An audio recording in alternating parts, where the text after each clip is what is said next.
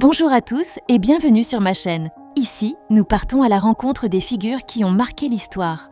En 1162, un garçon naît dans les steppes de Mongolie. À 9 ans, son père est assassiné. À 20 ans, sa femme est enlevée. À 50 ans, il règne sur le plus vaste empire de l'histoire. Gengis Khan connaît une ascension fulgurante, des batailles sanglantes et une vision qui transformera le monde. Découvrez l'histoire incroyable de ce guerrier devenu empereur.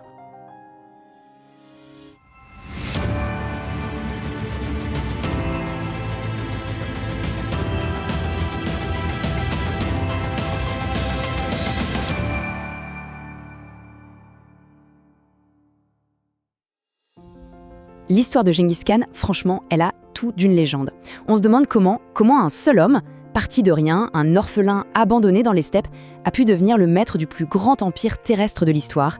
C'est juste incroyable. Eh bien, c'est cette histoire qu'on va décortiquer ensemble. Allez, on commence avec un chiffre qui donne le vertige. 16 millions. C'est quoi 16 millions ? Eh bien, c'est le nombre estimé de descendants directs de Gengis Khan qui vivent aujourd'hui. Pour se donner une idée, ça représente à peu près un homme sur 200 sur la planète. C'est un héritage génétique dingue, sans précédent. Ça donne tout de suite une idée de l'ampleur de son influence. La question est donc là, entière. Comment est-ce possible ? Quelle a été la trajectoire de cet homme, né Temujin, qui l'a mené des tréfonds de la misère au sommet du monde connu ? C'est ce voyage incroyable qu'on va explorer en revenant vraiment au tout début. Parce que pour comprendre le conquérant, il faut d'abord comprendre l'enfant. Sa jeunesse, ce n'est pas juste une période difficile. Non, c'était une véritable forge. Chaque épreuve a littéralement sculpté le chef qu'il allait devenir. Il faut s'imaginer cette succession de drames. À 9 ans à peine, son père est empoisonné. Juste après, son propre clan les jette dehors, lui, sa mère, ses frères et sœurs, les abandonnant à une mort quasi certaine. Puis les capturer, enchaîner, humilier publiquement. N'importe qui aurait été brisé, mais lui, non. Chaque tragédie n'a fait qu'alimenter une détermination d'acier. Son mariage avec Berthe, ce n'est pas juste une histoire d'amour, c'est son tout premier acte politique, son premier pas pour rebâtir sa vie.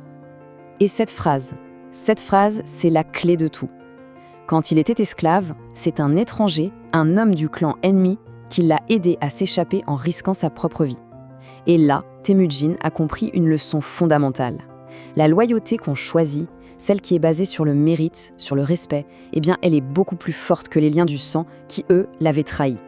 Ça, ce sera la pierre angulaire de son futur empire. Bon, maintenant, passons à l'étape suivante. Comment est-ce qu'il a transformé cette philosophie en véritable pouvoir ? Forcément, ça l'a mis en conflit direct avec les vieilles traditions mongoles. Et surtout, avec son ami le plus proche. Voilà, l'opposition, elle est là, claire et nette. Temujin et Jamukha, ils étaient frères de sang, les meilleurs alliés du monde. Sauf que leur vision était totalement irréconciliable. Jamukha, lui, il voulait maintenir le vieux système. Si on est noble, on dirige. Temujin, au contraire, voulait tout casser pour créer une société où seul le talent et la loyauté comptent.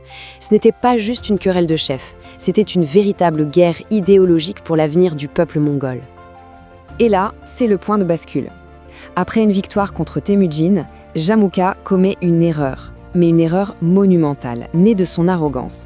Il fait bouillir vivant 70 chefs prisonniers. Oui, bouillir vivant.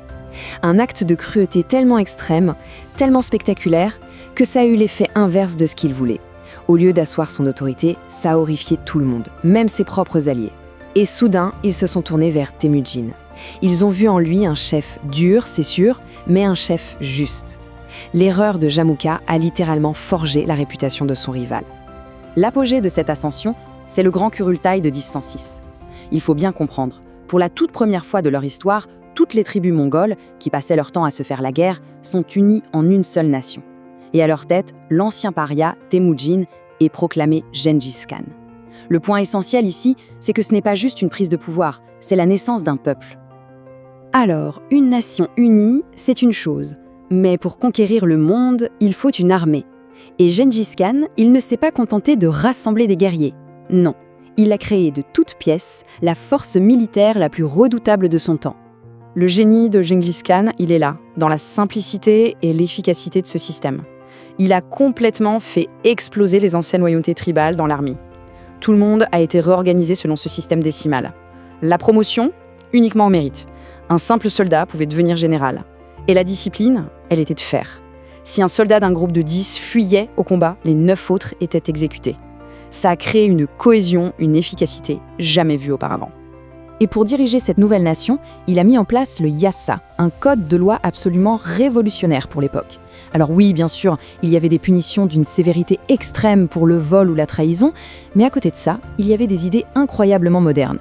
La tolérance religieuse était la loi, à une époque où l'Europe et le Moyen-Orient se déchiraient dans des guerres de religion. Il a même fait voter des lois pour protéger l'environnement. C'était un code qui était pensé pour amener l'ordre et la stabilité à un empire immense. Une fois la Mongolie unifiée, son armée prête, le regard de Gengis Khan s'est tourné vers l'extérieur. Et ce qui va suivre va changer la face du monde, et souvent de la manière la plus brutale qui soit. Au départ, Gengis Khan y voulait juste faire du commerce. Mais quand l'Empire khwarezmien massacre ses marchands et, pire encore, exécute ses ambassadeurs, pour un homme qui plaçait la loi et l'ordre au-dessus de tout, c'était une insulte intolérable. C'était une déclaration de guerre. Et cette guerre, il allait la mener avec une fureur absolue. Il faut bien regarder ces chiffres. Ce n'était pas une conquête classique, c'était une véritable apocalypse. Les Mongols ont méthodiquement rasé les plus grandes villes d'Asie centrale. La population de Samarcande, réduite de 75%. À Merv, on parle d'une destruction quasi totale, avec des estimations qui dépassent les 700 000 morts pour une seule ville. La stratégie était simple et terrifiante. La soumission totale et immédiate ou l'anéantissement complet. Et puis, au sommet de sa puissance, en pleine campagne militaire, il meurt. Les circonstances exactes de sa mort restent un mystère, mais ses dernières volontés, elles, étaient claires. Son corps a été ramené en secret en Mongolie, et la légende dit que tous ceux qui ont croisé le cortège funéraire ont été exécutés pour que le secret de sa tombe soit préservé à jamais. Aujourd'hui encore, personne ne sait où se trouve la sépulture du plus grand conquérant de l'histoire. Sa mort n'a absolument pas mis fin à son empire, bien au contraire. Mais au final, quel est l'héritage de cet homme parti de rien ? Eh bien, il est aussi immense et contradictoire que le personnage lui-même. 33 millions de kilomètres carrés, c'est la taille de l'empire qu'il a laissé à ses fils. Ça allait de la Corée jusqu'à la Hongrie, c'est tout simplement le plus grand empire terrestre d'un seul tenant jamais créé.